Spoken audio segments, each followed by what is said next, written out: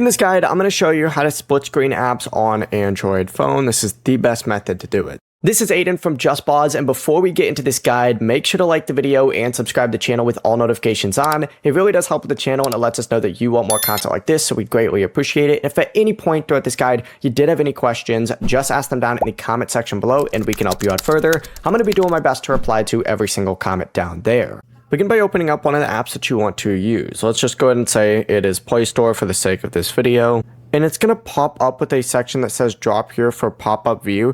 You're essentially just going to go ahead and drop that in there. And just like that, you're now split screening the apps. And you can go ahead and drag this around and make it look a little bit different. For example, you could go ahead and do this, and it is split screen. The process really is as simple as that. You can adjust this divider however you want.